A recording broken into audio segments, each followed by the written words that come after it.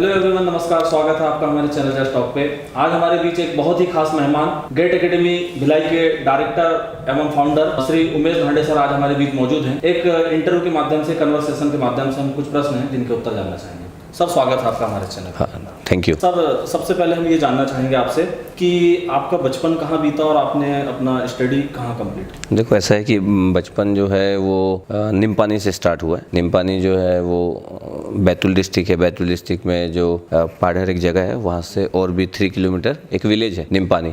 तो जो स्कूलिंग है वो सब वहीं से हुआ। जो प्राइमरी स्कूल था वो वहीं से हुआ, मिडिल स्कूल वहीं से हुआ। तो स्टार्टिंग में 1 से लेके क्लास 8 तक निमपानी जो विलेज था वहीं पे हुआ। तो मेरी जो बचपन की जितनी भी यादें सब वही की है। जितनी भी चीज़ें मैं सीखा हूँ या जब भी बैक माइंड में जब मैं जाता हूँ तो कि मेरे माइंड में कौन कौन सी चीज़ें याद आती है, तो वो जो विलेज है निमपानी वो बिल्कुल मेमोरेबल रहता है। उसके बाद जो पाढ़र जो जगह है उसे थोड़ी सी ज़्यादा आगे, मतलब जहाँ पे पॉपुलेशन ज़्यादा है या फिर विलेज से थोड़ा सा ऊपर लेवल पे, तो वहाँ से 9 से लेकर 12 तक का मैं एजुकेशन लिया हूँ। तो मेरा ओवरऑल जो एजुकेशन रहा है 1 से लेकर 12 तक वो विलेज वाले माहौल में रहा है। तो इसको मैं लकी ही मानता हूँ कि मैं 1 से लेकर 12 तक जो अपना एजुकेशन लिया हूँ वो उस माहौल में लिया हूँ जो मेरे को लगता है कि बड़ा ही सूटेबल था। भले चाहे बहुत सारी चीज़ें हमको देखने को नहीं मिली, जिस टाइप से सिटी में बहुत सारी चीज़ें होती वो देखने को नहीं मिली, लेकिन जो एजुकेशन जो जैसा होना चाहिए था, जैसे हम बोलते हैं ना कि पुराने ज़माने में भगवान राम वगैरह भी मतलब अपने महल में थोड़ी अपना अध्ययन करते थे, वो लोग भी तो गुरुकुल समान जाते थे। तो मान लीजिए कि हम वो सब लोग लकी लोग हैं जो विलेज वगैरह में पढ़ते हैं। मान लीजिए कि वो गुरुकुल में ही पढ़ते हैं, उस टाइप का एजुकेशन जहाँ पे जो दुनियादारी जो है उससे हम दूर रहते हैं। और वो मेरे को लगता है कि स्टार्टिंग एज में वो बहुत ही अच्छी चीज़ है। तो मैं अपने आप को लकी मानता हूँ कि मेरा एजुकेशन ऐसी जगह पर हुआ। लेकिन सर, अभी वर्तमान समय में हम ये देखते हैं कि आज के जो पेरेंट्स हैं वो अपने बच्चों को हायर स्कूल में पढ़ाना चाहते हैं, शहरों में पढ़ाना चाहते हैं। लेकिन जैसा सर आपने स्वीकार किया कि मैं बहुत लकी हूँ, अपने आप को बहुत लकी मानता हूँ कि मैंने ग्रामीण परिवेश में अपना पूरा अध्ययन किया। यदि कोई गांव में पढ़ रहा है तो वो बैकवर्ड मतलब पिछड़ेपन का शिकार है। नहीं, ऐसा नहीं है। एक्चुअली क्या है कि पेरेंट जो होते हैं वो बड़े इमोशनल होते हैं। वो अपने बच्चों को सबसे बेस्ट एजुकेशन देना चाहते हैं। तो जब हम जहाँ पे थे तो वहाँ पे सबसे बेस्ट जो था वही था जिस जगह पे थे।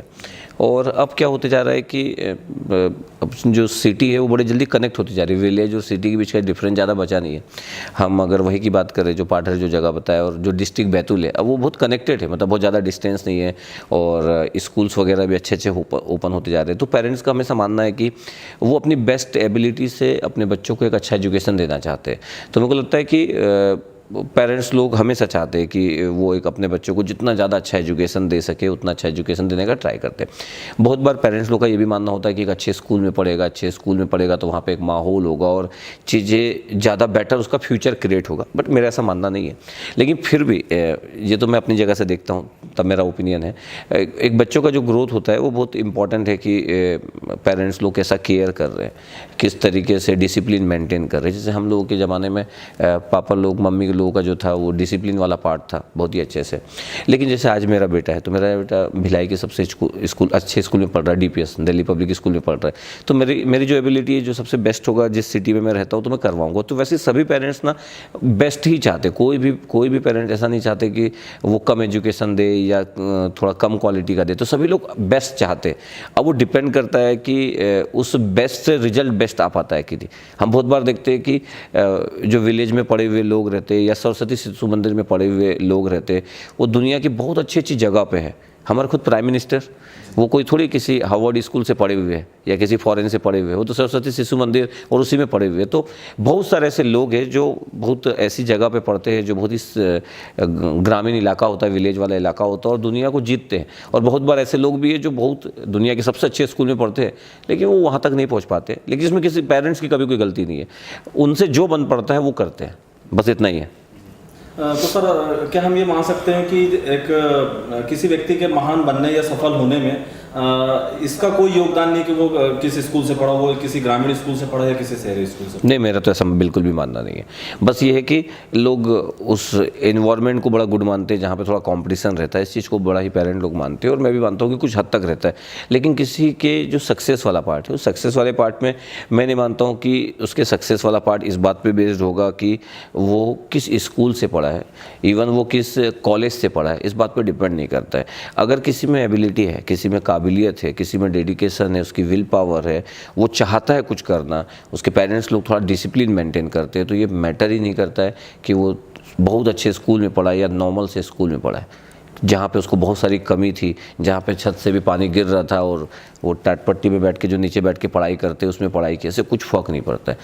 काबिलियत वाली बात होती है कि एक व्यक्ति क्या चाहता है, और एक समय के बाद ही पता चलता है। इस अब क्लास कोई 5th में है, 8th में है, उसके पास उतना सेंस नहीं है कि मेरे को क्या बनना है या मैं क्या बनना चाहता हूँ। जैसे जैसे व्यक्ति बड़ा होता है उसके बाद उसका खुद का एटीट्यूड है कि वो कैसे क्रिएट करता है। एक पेरेंट्स एक समय तक ही किसी को गाइड कर सकते हैं, बहुत ज़्यादा 12th तक। 12th के बाद जब वो अपने ग्रेजुएशन में जाता है तब तो पेरेंट्स लोग से इंडिपेंडेंट ही हो जाता है। अब उस समय वो क्या सोचता है इसमें पेरेंट्स लोग का कोई रोल नहीं है मेरे अकॉर्डिंग। मतलब सर हम ये मान सकते हैं कि सफलता के लिए ये सब मायने नहीं रखता कि आपका जन्म गांव में हुआ या आप गांव के साधारण स्कूल से आपने पढ़ाई की, ये सब बिल्कुल भी मायने नहीं रखता सर। नहीं, मेरे अकॉर्डिंग तो बिल्कुल ही मायने रखता है, क्योंकि वो आपकी कंट्रोलिंग में नहीं है। आप किस घर में जन्म लोगे, आपके पेरेंट्स कौन होंगे, ये आपके कंट्रोलिंग में नहीं है कि आपके पेरेंट्स अमीर होंगे, सक्सेसफुल होंगे, फेमस होंगे या किसान होंगे, ये आपके हाथ में नहीं है। आपके हाथ में आपकी डेस्टिनी है जो आप क्रिएट कर सकते हो एफर्ट करके, और बहुत सारे पैरामीटर्स काम करते हैं। तो मेरे अकॉर्डिंग इस बात पर डिपेंड तो नहीं करता कि आप कहाँ पैदा हुए। सर अब हम जानना चाहेंगे आपसे, आप स्वयं एक इंजीनियर हैं, तो टीचिंग फील्ड में सर ये आप किस तरह आप डाइवर्ट हुए टीचिंग फील्ड में आना, या आपका फ्यूचर प्लान क्या था, आप बनना क्या चाहते थे? नहीं, ऐसा बनने का कुछ था नहीं। मतलब एक मिडिल क्लास फैमिली में जब हम रहते हैं तो ऐसे बहुत बड़े ड्रीम नहीं होते एकदम कि कुछ बहुत बड़ा बनना है, क्योंकि ड्रीम की भी अपनी लिमिटेशन होती है। मिडिल क्लास फैमिली में तो लोगों के ड्रीम की भी लिमिटेशन होती है। आई डोंट नो कि कई लोग की नहीं होती होगी, लेकिन मेरी तो थी। तो हम लोग का ऐसा था कि एक अच्छा एजुकेशन लेना है और अच्छा गुड करना लाइफ में। क्या इस गुड का क्या मतलब होता है या कहाँ तक पहुँचना ये नहीं पता था। 12th तक तो ये था कि भाई जब हम 10th में थे तो ये था कि 10th में अच्छा स्कोर लाना है, बस अच्छा लगेगा पेरेंट्स लोगों को। बस 10th में अच्छा स्कोर लाने से लोग बोलते थे फ्यूचर बनेगा, हमको नहीं पता कैसे बनेगा, तो 10th में हम सिर्फ पढ़ते थे। फिर 12th में लोग बोलते थे कि 12th बहुत इंपॉर्टेंट है, उसी से फ्यूचर बनता है, बट एग्जैक्टली नहीं पता कि कैसे बनता है। लेकिन 12th में हम एग्ज़ाम देने, अपना जो 12th बोर्ड का एग्ज़ाम था उसको मन से पढ़े, अपना एग्ज़ाम दिए जितना बेस्ट हो सकता था, बिना जाने कि इसका एग्जैक्टली कैसे इफेक्ट पड़ेगा और इससे फ्यूचर कैसे बनता होगा नहीं पता। लोग बोलते थे तो हम भी करते थे, और पेरेंट्स लोगों को प्राउड फील होता था कि भी बोर्ड में अच्छा लाओगे। विलेज में तो वैसे भी थोड़ा सा माहौल रहता है पेरेंट्स लोगों के लिए कि बच्चा अच्छा कर रहा है कि नहीं कर रहा है। उसके बाद ये था कि चलो अब जो पापा हमारे थे वो उनका ये था कि उनको थोड़ा सा वो था कि वहाँ से निकल के और अच्छा हायर एजुकेशन ले सके, तो वो इंजीनियरिंग में फिर एडमिशन हुआ। इंजीनियरिंग करते गए, तो इंजीनियरिंग भी जब कर रहे थे तो ऐसा कुछ नहीं था कि टीचर बनना है। मेरा आईटी ब्रांच इन्फॉर्मेशन टेक्नोलॉजी से मैं बी किया हूँ, तो मेरा ऐसा था कि सॉफ्टवेयर कंपनी में काम करेंगे, और बी किए तो बी करने के बाद एक अच्छी सी जॉब लग जाएगी। कम से कम ऐसा तो होगा कि महीने के 50,000 रुपये तो कमा ही सकते हैं, और इतना तो बहुत होता है, 50,000 पर मंथ बहुत होता है। और जो आने वाले जो है, जैसे मेरा जो भाई है, छोटा भाई या सिस्टर्स लोग हैं, उनकी लाइफ में एक पॉजिटिव कंट्रीब्यूशन होगा, और यही थॉट के साथ हम स्टडी करते थे। ऐसा कुछ नहीं था कि कभी टीचर बनना है या कुछ ऐसा कोई ड्रीम है कि बहुत बड़ा व्यक्ति बनना है या फेमस बनना है, ऐसा कोई ड्रीम नहीं था। तो सर कोई ऐसा ड्रीम डिसाइड नहीं किए हुए थे उस समय में? नहीं, ऐसा कुछ भी डिसाइडेड नहीं था। ये था कि एक जॉब, एक अच्छी सी रेपुटेटेड जॉब होगी हमारे पास, और उससे हम अपनी लाइफ को वो करेंगे। मेरा हमेशा से मानना था कि पेरेंट्स लोग जो कर रहे हैं वो उनको कभी लगना नहीं चाहिए कि ये अपना बेस्ट नहीं दिया। तो हमेशा माइंड में रहता था कि अपना को अपना बेस्ट देना है। उस बेस्ट से रिजल्ट क्या बनने वाला मेरे को तो आइडिया नहीं था, लेकिन मेरा ये था कि मैं टाइम वेस्ट नहीं करता था, बैठ के स्टडी करते रहता था। कि पेरेंट्स लोगों को प्राउड कराने वाला जो फील फैक्टर था वो मेरा बहुत इंपॉर्टेंट था मेरे लिए। तो मैं वहीं पे ज़्यादा फोकस करता था कि मैं जो भी करूँ उसके कारण पेरेंट्स लोगों को बड़ा अच्छा फील हो। तो फिर सर जब आप जॉब करना चाहते थे तो फिर जॉब से सर टीचिंग फील्ड में ये किस तरह आप? अच्छा, ये बड़ी इंटरेस्टिंग स्टोरी है। एक्चुअली टीचर बनने का तो मेरा था नहीं।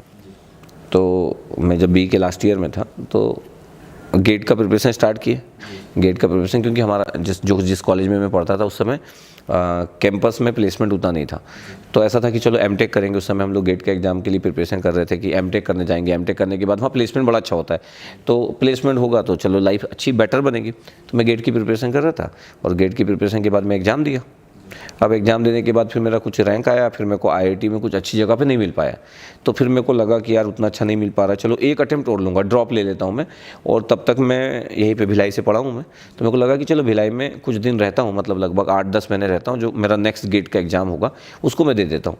अब मेरा ये था कि अगर मैं यहाँ पर रुका हूँ तो अब बी कंप्लीट हो चुकी है, तो घर से पर मंथ का जो पहले आता था अमाउंट 2000 के आसपास आता था मेरा पर मंथ, तो मेरे को लगा कि वो लेना बड़ा अजीब लगेगा। बी कंप्लीट हो गई है, उससे फिर पेरेंट्स से पैसे मांगना थोड़ा सा ऑड है। तो मेरे को लगा चलो कुछ लोगों को पढ़ा देते, जिससे कि मेरा 2000-3000 तो निकल ही जाए, जो मैं रहने खाने का जो है वो निकल जाए। तो फिर मैं 1-2 लोगों को पढ़ाना चालू किया। अब 1-2 लोगों को पढ़ाना चालू किया तो उन लोगों को अच्छा लगा, वो लोग फिर माउथ कम्युनिकेशन, वो लोग दूसरे लोगों को बताए, फिर 2 से लेके 4 हुए, 4 से लेके 6 हुए, 6 से 8 हुए, 8 से 10 हुए, ऐसे नंबर बढ़ते गया। तो मेरा काम चल जा रहा था कि मेरा रहने खाने वाला पार्ट हो जा रहा था। फिर सडनली मेरे को इंटरेस्ट आने लगा कि लोग इतना रिस्पेक्ट देने लगे। बड़ा छोटा नंबर था, स्टूडेंट कम थे, लेकिन फिर भी मेरे को इंटरेस्ट आने लगा।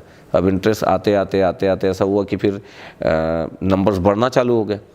फिर लोग बोले कि सर आप गेट की क्लासेस लेना चालू करो, जबकि मैं खुद गेट नहीं किया था। तो मेरे को लगा गेट कैसे लूँगा करके, तो लोग बहुत फोर्स की, जो स्टूडेंट कम्युनिटी थी बहुत फोर्स की कि नहीं आप लीजिए। कुछ मेरे जो स्पेशल थे स्टूडेंट लोग, तो मैं लेना चालू किया। फिर मैं जब गेट की क्लास लिया तो मेरे को याद है कि जब मैं पहला बैच पढ़ाया तो उस साल टॉप 200 में 4 लोग आ गए। एक का रैंक 98 आया, एक का 115 रैंक आया, एक का 152, एक का 192, ऐसा रैंक आ गया। तो लोग मानने चालू कर दिए कि मैं बहुत ही अच्छा टीचर हूँ। वैसा था नहीं, मतलब मैं अपने से बेस्ट ट्राई करता था, लेकिन ऐसा भी नहीं था कि मैं बहुत ही ऐसा टीचर हूँगा। लोगों को बड़ा अच्छा लगता था, आई डोंट नो कि इतना अच्छा क्यों लगता था, लेकिन जैसे उस समय मेरा कंसेप्ट भी अच्छा नहीं था, ठीक ठाक कंसेप्ट था, लेकिन लोगों को बड़ा मैं कनेक्ट कर पाता था, ऐसा लोग बोलते हैं। तो वहाँ से स्टोरी चालू हुई और फिर मेरे को लगा कि ये जो पॉपुलैरिटी है या ये जो रिस्पेक्ट है, ये मैं कभी देखा नहीं था अपनी ज़िंदगी में जब से मैं पढ़ना चालू किया। क्योंकि हम विलेज में रहते थे, मिडिल क्लास फैमिली है, बहुत हाई क्लास के लोग भी रहते थे। तो हाई क्लास में तो हमसे अमीर लोग, हम तो मिडिल क्लास में थे। तो कई बार ऐसा डाउन वाला फील भी होता था, कुछ लोग कुछ बोल देते, कुछ लोग फील करवा देते थे। तो ये रिस्पेक्ट वाला पार्ट पहली बार मेरे को मिला, तो मेरे को लगा कि मेरे को ड्रॉप नहीं करना चाहिए। तो मेरे पास जॉब के ऑप्शन थे, BSNL में मेरे पास ऑप्शन था। तो मेरे को लगा कि पता नहीं इसमें क्या होगा, कितना मैं पैसा कमाऊंगा नहीं कमाऊंगा। तो मेरे को लगा कि इसको ऑप्ट करते हैं। घर वाले तो चाहते थे कि मैं BSNL ज्वाइन कर लूँ, या फिर मेरे जितने भी मेरे जो शुभचिंतक लोग थे वो सभी लोग मेरे को सजेस्ट कर रहे थे कि BSNL एक गवर्नमेंट जॉब है, लाइफ सिक्योर रहेगी। तो सब लोग चाहते थे कि BSNL में ज्वाइन करूँ, मेरे जितने भी चाहने वाले शुभचिंतक। बट ये मेरा इंडिविजुअल डिसीजन था कि मैं BSNL ज्वाइन नहीं करूँगा। ये मेरा इंडिविजुअल डिसीजन था कि मेरे को ऐसा फील होता था कि मैं पता नहीं क्यों अच्छा पढ़ा सकता हूँ करके, और जबकि ज़्यादा लोग नहीं थे। तो ये मैं थोड़ा रिस्क लिया कि मैं एक गवर्नमेंट जॉब को लेफ्ट किया और मैं एंजॉय किया टीचिंग में, और फिर वो डेस्टिनी बनती गई, बस इतना ही है। मतलब सर हम ये मान सकते हैं कि एक छोटी सी आवश्यकता जो आपको ऐसी महसूस हुई कि 2000 पर मंथ जो मुझे मिलते हैं, घर से आते हैं, तो वो मैं घर से ना लेकर के खुद के अपने सेल्फ से यदि टीचिंग के माध्यम से कमा। हाँ, मेरे को लगा कि BE कंप्लीट हो गई है, तो अब घर से 2000 लेना थोड़ा सा ऑड लग रहा था। तो मेरे को लगा इतनी कैपेबिलिटी तो रहना चाहिए कि अपना मंथ का जो 2000 है वो खर्चा तो चला सके। वहीं से स्टोरी स्टार्ट हुई। तो वो एक छोटी सी आवश्यकता ने सर एक ग्रेड एकेडमी की स्थापना का जो एक शुरुआत, हम पहली सीढ़ी जिसको हम कह सकते हैं, वो वहीं से स्टार्ट। यस जी। सर हम जानना चाहेंगे कि आप एक मिडिल क्लास परिवार और एक छोटे से गांव से हैं। तो सर एक मिडिल क्लास परिवार और एक गांव के माहौल में हम देखते हैं कि एक मिडिल क्लास परिवार में जो व्यक्ति जिसका जन्म होता है, तो उनको सर बचपन में बहुत सारी चीज़ों को, बहुत सारी अनएक्सपेक्टेड परिस्थितियों का सामना करना पड़ता है। तो आपके भी जीवन में सर क्या कुछ इस तरह की परिस्थितियाँ रही? नहीं, ऐसा मेरे को लगता है कि ऐसा कुछ मेरे लाइफ में कुछ ऐसा अनएक्सपेक्टेड उस वे में नहीं रहा। मेरे को लगता है कि हर मिडिल क्लास फैमिली के लाइफ में जो रहता है, हर मिडिल क्लास फैमिली को बहुत सारी चीज़ों के साथ कंप्रोमाइज़ करना पड़ता है। तो वही कंप्रोमाइज़ मैं भी किया। मैं कुछ एक्स्ट्राऑर्डिनरी कुछ कंप्रोमाइज़ नहीं किया, लेकिन मेरे को लगता है हर मिडिल क्लास फैमिली को लगता है कि मेरे पास ये होना चाहिए, लेकिन उसके पास ये नहीं है। मतलब छोटी मोटी ज़रूरत तो पूरी हो जाती है, लेकिन उसको लगता है कि मेरे पास और भी कुछ स्पेशल होना चाहिए। तो वो स्पेशल चीज़ें उसको नहीं मिल पाती है। तो और मेरे को लगता है बहुत अच्छी बात है एक मिडिल क्लास फैमिली में, ठीक है वो अलग बहुत कंप्रोमाइज़ करना पड़ता है, लेकिन ये बड़ी अच्छी चीज़ है कि उसको सब कुछ नहीं मिल पाता है। तो उसके मन में रहता है वो चाहत कि मेरे को ये चीज़ पाना है या ये चीज़ मेरे को चाहिए। तो कभी कभी हम बोलते हैं ना कि सब कुछ ना मिल पाना, ये कभी कभी लक की बात है कि आपको सब कुछ नहीं मिल पाता है। तो आपके माइंड में हमेशा रहता है कि ये मेरे को यहाँ तक अचीव करना है, तो आप अपने विजन को लेके फिर बहुत क्लियर भी होते कभी कभी। तो मेरे को लगता है कि मैं उस चीज़ को नेगेटिव नहीं मानता हूँ। मिडिल क्लास फैमिली में मेरे साथ ऐसा कुछ भी अनएक्सपेक्ट नहीं हुए। मेरे को लगता है सभी के साथ जो मिडिल क्लास फैमिली में प्रॉब्लम रहती है, वही बेसिक सी प्रॉब्लम हमको भी मिली। मतलब सर हम ये मान सकते हैं कि एक मिडिल क्लास परिवार के लोगों को समझौतावादी प्रवृत्तियों को अपनाते हुए चलते होना, उसका बहुत सारा एडवांटेज भी है लाइफ में। हम जब उस स्टेज से जब गुजरते, हो सकता है उस समय लोगों को अच्छा ना लगता हो, हमको भी नहीं लगता था, लेकिन उस स्टेज से हम जब गुजरते हैं, तो जब हम लाइफ में आगे बढ़ते हैं, तो जो एक्सपीरियंसेस होते हैं, जो छोटी छोटी चीज़ों के लिए देखना और उसका ना मिल पाना, वो चीज़ें आपको कई बार बहुत आगे ले जाती है। तो मेरे को लगता है कि उसको मैं पॉजिटिव वे में लेता हूँ। मतलब उस ज़माने में तो नहीं लेता था, जब आपको ज़रूरत रहती थी उस ज़माने में तो आप कैसे पॉजिटिव लोगे, लेकिन जब मैं आज सोचता हूँ तो मेरे को लगता है कि जो भी हुआ वो सब सही हुआ। मतलब आज इस तरह का फील तो होता होगा सर कि हम आज जिन चीज़ों को आसानी से प्राप्त कर ले रहे हैं, बचपन में इन्हीं सब चीज़ों के लिए हम कभी बहुत ज़्यादा तरसे हैं। हाँ, मतलब पापा ठीक ठाक जॉब करते थे, मतलब फॉरेस्ट गार्ड ही थे, लेकिन फिर भी मतलब और सेकंड चीज़ है कि हमारा स्टार्टिंग से जैसा रहन सहन था उसमें हम लोग की एक्सपेक्टेशन बहुत ज़्यादा नहीं थी। मतलब ऐसा बहुत ज़्यादा हमारे माइंड में नहीं था कि हमको ये चाहिए। जितना हो सकता था एक पापा से, मिडिल क्लास फैमिली से जितना हो पाता था वो करते थे। और बहुत बार बहुत बड़ी बड़ी चीज़ों की चाहत कभी रही नहीं। सबसे अच्छी चीज़ विलेज में पढ़ने के साथ सबसे अच्छी चीज़ क्या थी कि विलेज में सभी लोग मिडिल क्लास फैमिली या कुछ लोग अपर क्लास, कोई बहुत अमीर हाई फाई एक दो लोग होते होंगे, ज़्यादा लोग तो होते नहीं थे। तो आपको कभी बहुत डिफरेंस नहीं लगता था कि आप गरीब वो अमीर, सब लोग थोड़ा प्लस माइनस में जीते। कोई आपसे थोड़ा छोटा, कोई आपसे बहुत थोड़ा बड़ा, मैक्सिमम लोग आपके समान। तो बहुत डिफरेंसेस नहीं दिखता। अब जैसे जिस सिटी में हम थे, अब जैसे मैं निम्पानी में था तो वहाँ पे कार ही उस पूरे विलेज में किसी एक आदमी के पास 800 कार थी। तो क्या ही फर्क पड़ेगा, किसी एक व्यक्ति के पास है, बाकी किसी के पास तो है नहीं। तो इतना माइंड में जाता। जब मैं फिर पार्टनर में जब आया तो वहाँ पे भी क्या था, 8-10 लोग ऐसे होंगे जिनके पास होगी कार, तो 8-10 क्या नंबर होता है। तो बहुत डिफरेंस नहीं दिखता था। तो कभी ऐसा डाउन वाला फील नहीं होता था कि यार अपन बहुत पीछे। जैसे सिटी में जो व्यक्ति रहता है, अब कोई अमीर भी होगा तो मुंबई सिटी में रहने के बाद तो उसको गरीब ही फील होता है जब भी अपनी बाजू से उतरता होगा, बाजू में कार दिखती होगी, इस टाइप की कार रहती होगी, उसको लगता है वो तो गरीब ही है। तो एक नॉर्मल सिटी में रहने के बहुत सारे फायदे हैं। आपको डिमोटिवेशन नहीं आता लोगों को देख के एटलीस्ट। तो ऐसा कभी नहीं लगा सर इस तरह का? इस तरीके का मेरे को नहीं लगता है कि इस तरीके का कभी लगा कि हमारे पास ये चीज़ होना चाहिए, क्योंकि बहुत ही कम लोगों के पास बहुत हाई क्लास चीज़ें होती थी। तो ऐसा कभी लगा नहीं। लेकिन सर हम अक्सर ऐसा देख रहे के लोग जो हैं उस समय में, जिस समय आप थे, तो जैसे यदि वो अपने बच्चों के लिए कुछ अच्छा खिलौना या कुछ भी ऐसा खरीद के लाएं तो एक मिडिल क्लास परिवार के लोग नहीं खरीद पाते थे। तो वो चीज़ कभी ऐसा अंदर तक फील कर गई है? अब हाँ, वो मेमोरी है उतनी, कभी उस बात को लेके मेरी मेमोरी इतनी स्ट्रांग नहीं है कि कोई बात मेरे को ख़राब लग गई होगी कभी। उस बात को लेके बहुत स्ट्रांग मेमोरी नहीं है। बस जो मेरी ओल्ड मेमोरी है, स्कूल के टाइम की जो मेमोरी है, मतलब 1 से लेके क्लास 8 तक या फिर 9 से लेके 12 तक, वो घर और स्टडी और उनके अराउंड में ही है। मतलब वो माहौल ही ऐसा था कि वो स्टडी करो, घर में वो जो रहता था, पापा का जो डिसिप्लिन रहता था, मम्मी का जो केयर रहता था। तो मेरी यादें वहीं पे, बहुत ही कम ऐसी कोई यादें होगी कि अपने पास ये चीज़ होना चाहिए था, वो नहीं थी अपने पास। इससे रिलेटेड बहुत ज़्यादा ऐसी मेमोरी में कुछ चीज़ें नहीं है कि ऐसा लगता हो। सर हम जानना चाहेंगे कि संघर्ष से सफलता का जो सफ़र आपने तय किया, तो इसमें अपने धैर्य को सर किस तरह आपने मजबूत बनाए रखा? ऐसा कुछ है नहीं। मतलब एक्चुअली क्या है कि आप अपने जो भी आपका जो भी काम होता है, जो भी ड्यूटीज़ होती है, जो भी रिस्पॉन्सिबिलिटी होती है, उसको किस तरीके से आप एग्जीक्यूट करते हैं वही बहुत इंपॉर्टेंट है। और पेशेंस लेवल तो रखना पड़ता है, क्योंकि जैसे मैं बताया कि मेरे पास जॉब लग गई, BSNL की जॉब लग गई। उसके बाद ये मेरा इंडिविजुअल डिसीजन था कि मेरे को टीचिंग में रहना है, क्योंकि टीचिंग जो है वो प्राइवेट है, कोई परमानेंट तो है नहीं, या गवर्नमेंट जॉब भी नहीं है कि आप जब रिटायर होंगे तो पेंशन मिलेगा, ऐसा तो कुछ है नहीं। हमारी जो इंडियन जो कल्चर है, हमारी जो सोसाइटी है, उसमें गवर्नमेंट जॉब को लेके लोगों का अट्रैक्शन बहुत है। क्योंकि मिडिल क्लास फैमिली में मैक्सिमम जो लोग होते हैं गवर्नमेंट जॉब में होते हैं, तो अट्रैक्शन बहुत ज़्यादा है कि लाइफ सिक्योर है, कुछ इधर उधर नहीं होगा लाइफ में, एट द एंड पेंशन मिलेगी। तो वैसा वाला पार्ट रहता है। तो मेरे को लगता है कि वहाँ से मैं सीखा हूँ कि आपको अगर कोई चीज़ पसंद है, और इसलिए नहीं कि मैं टीचिंग में इसलिए नहीं आया कि इसमें बहुत फेमस होते हैं या इसमें बहुत ज़्यादा मनी है, इसलिए टीचिंग में नहीं आया। मैं टीचिंग में इसलिए आया कि इसमें सेटिस्फेक्शन लेवल मेरे को बहुत अच्छा लगता था। मतलब वो वर्ड्स में मैं एक्सप्लेन नहीं कर सकता हूँ। मतलब आप क्लास में पढ़ा रहे हो, भले चाहे वो 10 लोग हैं, उस समय शुरू की बात है, कम लोग रहते थे, 10 लोग हैं, 12 लोग हैं, और वो जो जिस तरीके से रिस्पेक्ट करते थे, जिस तरीके से वो एक्सप्रेशन देते थे, वो वर्ड्स में बताने लायक नहीं है। वो एक आत्मसंतुष्टि सर, वो एक एकदम मतलब सेल्फ सेटिस्फेक्शन जो होता है ना, वो नेक्स्ट लेवल था। हो सकता है मेरे को जॉब से नहीं आता, तो मैं बहुत बार सोचता था कि आपके लिए एक मोटिवेशन का काम किया। हाँ, मेरे को लगता है कि वही जो डिसिप्लिन वाला पार्ट था।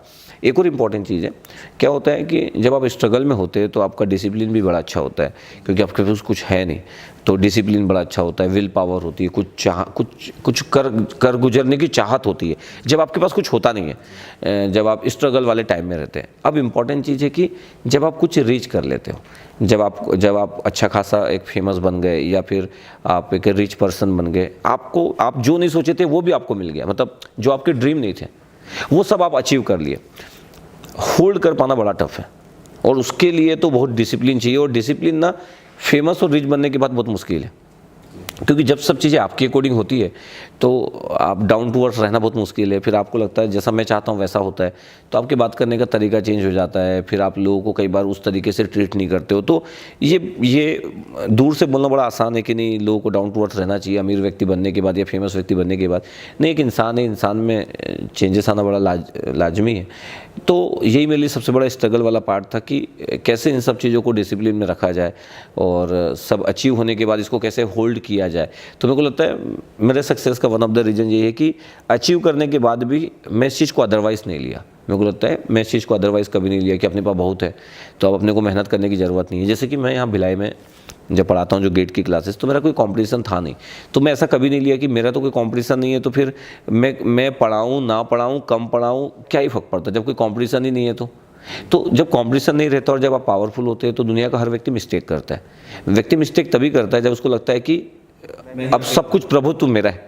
जैसे गवर्नमेंट में भी अभी आप देखते हो तो वो बड़ा नॉर्मल है जब आपका प्रभुत्व आपका होता है। जैसे नोकिया का था तो नोकिया सब लोग यूज करते थे तो उनको पता ही नहीं चला उनकी मिस्टेक, कांग्रेस को पता नहीं चला उनकी मिस्टेक। तो जब आप पावरफुल होते हैं तो मिस्टेक की पॉसिबिलिटी बढ़ती है। तो मेरे को लगता है ऊपर वाले का मैं शुक्रिया अदा करता हूँ कि ऐसा मेरे साथ नहीं हुआ कि जब मैं एक तरफा भी था या लोग कंपटीशन में नहीं थे तो भी मैं इस चीज़ को अदरवाइज़ नहीं लिया। मैं अपनी स्टडी करते रहा, मैं हर बार अपने लिए अपने लिए स्टेज बनाते रहा, अपने लिए कुछ ना कुछ चैलेंजेस बनाते रहा कि मेरे को इस बार इतना अच्छा करना है, मेरे को इस बार और अच्छा पढ़ाना है, और ड्रीम देखते रहा कि और अच्छा करेंगे। तो मैं day by day, month by month, year by year में इस पर वर्क करते रहा। तो ये एक अच्छी चीज़ थी। और जब बिग कंपटीशन जब आया भी तो मेरे को कोई पता भी नहीं चला, बिकॉज मैं तो सालों से अपना एफर्ट कर रहा था। तो ये बहुत इंपॉर्टेंट चीज़ है। तो कभी भी किसी को भी किसी भी चीज़ के लिए अदरवाइज नहीं लेना चाहिए, मतलब वो वाला प्राउड नहीं। एक internal proud is always good, लेकिन वैसा वाला प्राउड कि कोई आपको कभी हरा नहीं सकता है या कोई आपको क्रॉस नहीं कर सकता है, या आपके पास जो पैसे वो कभी ख़त्म नहीं होंगे, या जो सक्सेस है ये सक्सेस आप हमेशा होल्ड कर पाओगे, या ये फेम हमेशा होल्ड कर पाओगे। क्योंकि दुनिया की कोई भी ऐसी चीज़ नहीं है जिसको आप होल्ड कर सको, सब चीज़ें तो जाती है। अब डिपेंड करता है कि कितने समय तक आप रख पाते हो। सर अक्सर ऐसा कहा जाता है और सफलता को लंबे समय तक बरकरार रखना एक अलग चीज़ है, तो इसे आप किस रूप में देखते हैं? हाँ, मेरे को लगता है कि सफलता पाना भी अब आसान नहीं होता है। कई बार मैं ये नहीं बोलूँगा कि सफलता पाना सिर्फ हार्ड वर्क से सफलता पाई जा सकती है, मैं ऐसा नहीं बोलूँगा। मेरे को लगता है कि कई बार जो आप हार्ड वर्क करते हो, जो आप ऑनेस्टी के साथ हार्ड वर्क करते हो, उसकी टाइमिंग अगर सही हो जाए तो आप सफल व्यक्ति बन सकते हो। बट टाइमिंग सही होने से आप सिर्फ सफल बन सकते हो। आप में बात थी, आप में कैपेबिलिटी थी, आप हार्ड वर्क करते थे, आप ऑनेस्ट पर्सन थे, और आपकी टाइमिंग सही थी। और टाइमिंग का सही होना लक है। अब आप सक्सेसफुल बन गए, बट अब सक्सेसफुल बनने के बाद उस सफलता को मेंटेन करना, मेरे को लगता है कि यहाँ से स्टोरी चालू होती है, और वो इम्पॉर्टेंट होता है कि अब उसको आप कैसे हैंडल करने वाले हो। तो वही चीज़ मेरे को लगता है कि सभी लोगों को सीखने वाली बात है। मैं भी लर्न ही कर रहा हूँ, ऐसा तो कुछ है नहीं कि मेरा बहुत एक्सपीरियंस हो गया, मैं भी लर्न कर रहा हूँ कि उसको ही होल्ड करने वाला जो है वही हमेशा स्ट्रगल होता है। तो अभी मेरे लाइफ में जो स्ट्रगल है वो यही है कि इन सब चीज़ों को कितने अच्छे तरीके से होल्ड किया जाए। आप जैसे जैसे रीच बनते जाते हो, सक्सेसफुल बनते जाते हो, फेमस होते जाते हो, तो डाउन टू अर्थ आप कैसे रहोगे, या फिर डाउन टू अर्थ होने की एक्टिंग अगर करते हो आप, तो वो बाहर निकल जाएगा कभी ना कभी। मतलब किसी चीज़ की एक्टिंग करोगे तो जो इंटरनल है तो बाहर निकल जाएगा। तो आप कितने सहज हो सक्सेस को लेके, ये बहुत मैटर करता है। अगर वो आपके सिर में चढ़ गया कि यस मैं कुछ भी कर सकता हूँ, तो मेरे को लगता है कि वो ज़्यादा दिन तक होल्ड करना टफ होगा। उसमें फिर पतन हो सकता है, सबका पतन होता है। तो फिर देखो, डाउन तो होना ही है, मतलब हमको एक दिन इस दुनिया से भी जाना है, तो डाउन तो सभी को होना है। अब गया तो डाउन, अब ये कितने समय तक आप इसको अच्छा रख पाते हो, यही इंपॉर्टेंट है। सर अब हम जानना चाहेंगे आपसे कि सफलता के लिए जो हमारे यूथ हैं, यंग लोग जो हैं, उन्हें आप क्या टिप्स देना चाहेंगे? देखो, सक्सेस की डेफिनेशन मेरे को लगता है पर्सन टू पर्सन वेरी करती है। मेरा डेफिनेशन कुछ अलग होगा, किसी दूसरे का डेफिनेशन अलग होगा। और जो लोग बहुत हार्ड वर्क करते, बहुत प्लान करते, वो लोग अपने पैरामीटर ही चेंज कर देते हैं। तो सक्सेस का एक सिंगल डेफिनेशन नहीं है, सब लोग के अलग अलग पैरामीटर हैं, सब लोग अपने अकॉर्डिंग करते रहते हैं। तो सक्सेस की definition person to person vary करती है। बट फिर भी अगर मैं अपना पर्सनल ओपिनियन दूँ तो मेरे को लगता है कि जो यूथ लोग हैं उन लोगों को थोड़ा पेशेंस लेवल रखना चाहिए, और self believe system is very important. तो अभी यूथ लोगों में थोड़ा पेशेंस लेवल नहीं है, सेल्फ बिलीव सिस्टम नहीं है। उनको लगता है कुछ मैजिक होना चाहिए, कुछ ऐसा मैजिक हो कि मतलब 6 महीने में चीज़ें चेंज हो जाए या 1 साल में चीज़ें चेंज हो जाए। मेरे को लगता है कि जो सक्सेस वाला जो पार्ट है वो एक पूरा का पूरा प्रोसेस है। एक लॉन्ग ड्यूरेशन में एक गुड प्लानिंग के साथ जो एग्जीक्यूशन करने का जो प्रोसेस है वो है। तो वेट करना चाहिए मेरे को लगता है, और अपना जो ड्रीम है उसके लिए बेस्ट एफर्ट मारना चाहिए, जितना बेस्ट हो सके बेस्ट। आपको ना मतलब शॉर्ट पाथ को अप्लाई करने पे बिलीव करना चाहिए, ऐसा करने की नीड नहीं है, या आपको ये सोचने की नीड नहीं है बार बार कि मैं सक्सेसफुल कितने जल्दी होऊंगा। ये जो जल्दी वाला वर्ड है ना, मेरे अकॉर्डिंग वो उतना गुड काम नहीं करता आज की डेट में। और एक एवरेज लोगों को तो सक्सेसफुल होने के लिए कई बार सालों तक एफर्ट करना पड़ता है, और सब लोग सक्सेस का मीनिंग भी एक अलग तरीके से लेते हैं। लोग सोचते हैं कि सक्सेस का जो मीनिंग है वो एक अमीर व्यक्ति बनना या सक्सेसफुल व्यक्ति बनना, मतलब फेमस व्यक्ति बनना। मेरे लिए सक्सेस का मीनिंग एग्जैक्टली ये नहीं है। सक्सेस का मीनिंग मैं ऐसा नहीं सोचता हूँ। मेरे पापा जो है ना तो वो अमीर व्यक्ति है, ना मेरे पापा कोई फेमस व्यक्ति है, लेकिन वो सक्सेसफुल व्यक्ति है। तो मैं वो मीनिंग को बड़ा अच्छे से कनेक्ट करता हूँ, क्योंकि पूरी दुनिया के पूरे लोग अमीर व्यक्ति या फेमस नहीं हो सकते। तो सक्सेस को इस डेफिनेशन से जोड़ना कि जो अमीर है और जो फेमस है वो सक्सेसफुल है, तो ऐसे तो फिर बहुत सारे जो पेरेंट्स हैं, अब सचिन तेंदुलकर के जो फादर है वो कोई फेमस या अमीर व्यक्ति तो थे नहीं। सक्सेस की जो मीनिंग है वो जब तक इस दुनिया में आप हो, वो आपकी जब तक डेस्टिनी लिखी है तब तक मायने चेंज होते रहते हैं। अगर आप अपनी यंग एज में कुछ मैजिक नहीं कर पाए, और बहुत ही कम लोग कर पाते हैं, आपके बच्चे लोग भी अगर ज़िंदगी में अच्छा कर पाए और आपके मरने से पहले आपके अराउंड के लोग भी अच्छा कर पाए, तो ये भी सक्सेस है। आप अपने स्ट्रगल का जो ड्यूरेशन होता है उसमें आप क्या सीखते हो और अपने आने वाली जनरेशन को कैसे ट्रांसफ़र करते हो, ये भी सक्सेस का वन ऑफ द फॉर्म होता है। कभी कभी यंग लोग इस बात को नहीं समझ पाते, क्योंकि ये बात यंग लोगों को उतनी एक्सेप्टेड नहीं लगती। उनको लगता है सर क्या मज़ा सर, अगर हम बुढ़ापे में अगर सर हमारा बच्चा अच्छा कर रहा है सर, मज़ा तो तब है सर जब हम अच्छा करें। तो लोग हर चीज़ को ना खुद पे रखते हैं। मेरे को लगता है कि पूरी जो जर्नी है उसमें सक्सेस के अपने मायने हैं। हम ये नहीं बोल सकते कि कोई 25 साल में कौन व्यक्ति कितना अच्छा किया या कोई 30 साल में कौन अच्छा किया। मेरे को लगता है सक्सेस का मीनिंग जो है इस दुनिया से जाने से पहले ओवरऑल आप क्या फीलिंग लेके जा रहे हो, ये सक्सेस की मीनिंग है। और हो सकता है कि उस मीनिंग को जो सामने से जो लोग देख रहे उनकी जो डेफिनेशन है वो डिफरेंट हो सकती है। बस इतना ही। सर जैसा आपने बताया, वर्तमान में हम देख रहे हैं आज के यूथ को कि वो उतना धैर्य नहीं रख पा रहा, उतना पैसेंस नहीं रख पा रहा। और दूसरा जो आपने मैजिकल वाला पार्ट बताया, यानी यूथ लोगों को ऐसा लगता है कोई मैजिक क्रिएट हो जाए और वो रातों रात सक्सेस हो जाए। तो इसके लिए सर आप क्या कहना चाहेंगे? एक्चुअली इस इन्वायरमेंट में जी रहे हो ना, वो इंस्टाग्राम की दुनिया जी रहे, फेसबुक की दुनिया जी रहे। वो देख रहे हैं कि कई लोग एक वीडियो बना के फेमस हो गए, कई लोग कुछ सेंसेशन कुछ हो गया और वो हिट हो गए। तो वो लोग ना उन लोगों को देखते हैं, लेकिन वो भूल जाते हैं कि ऐसे लोग बड़े कम हैं। और हम किसी को कॉपी करके कभी भी फेमस नहीं हो सकते, क्योंकि कॉपी करने से फेमस कोई कैसे होगा। अब जैसे अभी एक सेंसेशन जैसे हुआ, वो कच्चा बादाम वाला एक वीडियो आया, और वो जो मूंगफली वगैरह बेचता था तो वो एकदम से सेलिब्रिटी टाइप से बन गया सोशल मीडिया में। तो ऐसे बहुत सारे लोग होंगे, तो कई बार लोग इनको देख के सोचते हैं कि यार मैं भी गरीबी से एकदम से अमीर कैसे बन जाऊं करके, ऐसा कुछ मैजिक हो जाए। तो लोग कुछ लोगों को देख के मैजिक पे बिलीव करने लग जाते हैं, बिना जाने कि उनकी खुद की जो जिसके साथ ऐसा हुआ है उसकी पास्ट स्टोरी कैसे होगी। तो मेरे को लगता है कि जो यंग लोग हैं उनको अपने प्रेजेंट को अच्छे से जीना चाहिए, प्रेजेंट पे अच्छे से काम करना चाहिए, अपनी वीकनेस पे काम करना चाहिए, और सक्सेस की जो मीनिंग है उसको अच्छे से समझना जरूरी है कि एक्चुअली सक्सेस क्या है। सर अब हम जानना चाहेंगे आपसे कि आज आप इस एक बड़े मुकाम पर हैं, तो समाज और देश की यदि हम बात करें तो उसके प्रति सर आपका क्या योगदान, आप क्या दे पा रहे हैं योगदान? अच्छा, ये बड़ा गुड क्वेश्चन है, क्योंकि ऐसा होता है ना कि सभी लोग अपनी ज़िंदगी में बिजी है, और सभी लोग अपनी फैमिली के लिए अच्छा करना चाहते हैं, अपने बच्चों के लिए, वाइफ के लिए, पेरेंट्स के लिए, सभी लोग अच्छा करना चाहते हैं। उसमें तो ये तो कॉमन एजेंडा है, सभी लोग करना चाहते हैं। इम्पॉर्टेंट ये है कि इसके साथ साथ क्या आप सोसाइटी को कुछ दिए, ये बड़ा इम्पॉर्टेंट है। तो ऐसे टीचर में अगर बोलूँ तो मेरे लिए बड़ा आसान है इस क्वेश्चन का रिप्लाई करना कि यार मैं वैसे भी इतने सारे स्टूडेंट लोगों को पढ़ा रहा हूँ, तो मैं सोसाइटी को वैसे भी कंट्रीब्यूट कर ही रहा हूँ।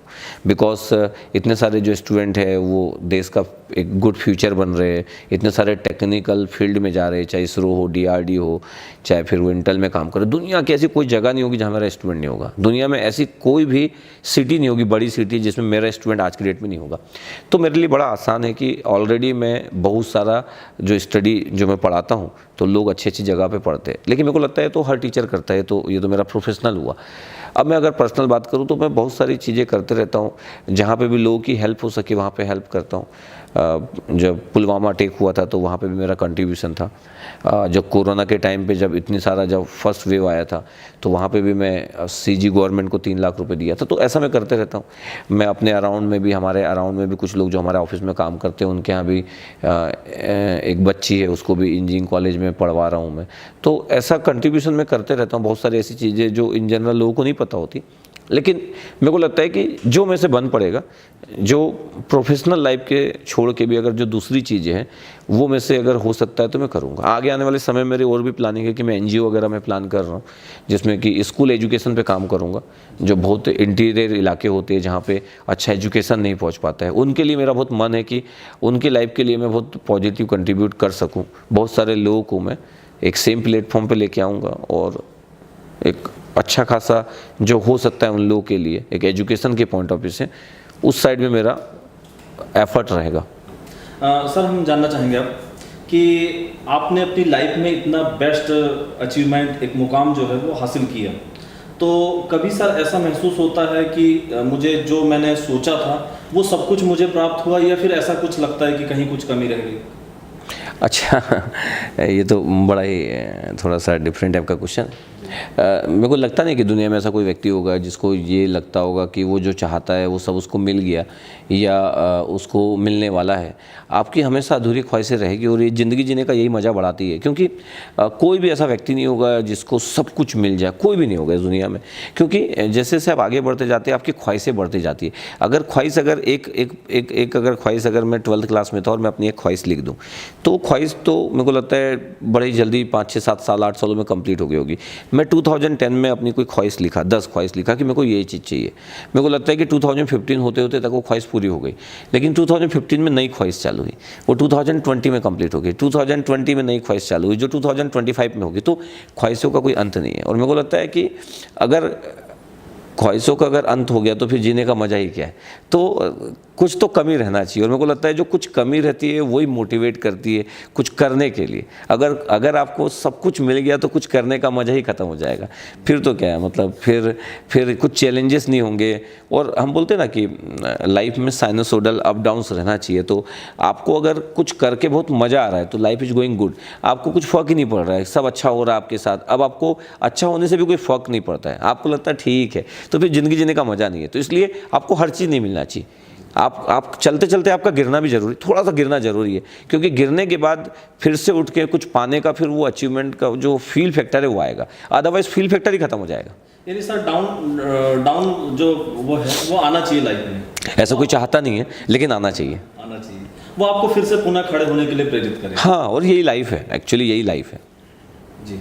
यानी सर सब कुछ यदि मिल जाए तो लोगों को ऐसा लगेगा कि अब तो सब कंप्लीट हो गया, वो आगे कुछ करने के लिए प्रोत्साहित नहीं है। हाँ, लेकिन ऐसा कोई भी नहीं होता इस दुनिया में, क्योंकि सबकी ख्वाहिशें बढ़ते जाती है। तो और इस दुनिया से एक दिन आप चले जाते हैं, लेकिन ख्वाहिशें कभी ख़त्म नहीं होती।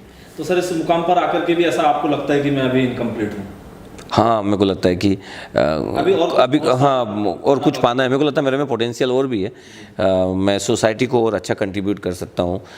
मैं और भी स्टूडेंट कम्युनिटी के लिए और भी गुड कर सकता हूँ। तो मेरे पास अभी भी n नंबर ऑफ प्लान है जिसको मैं एग्जीक्यूट करना चाहता हूँ, और आने वाले समय में हो सकता है कि मैं करूँ।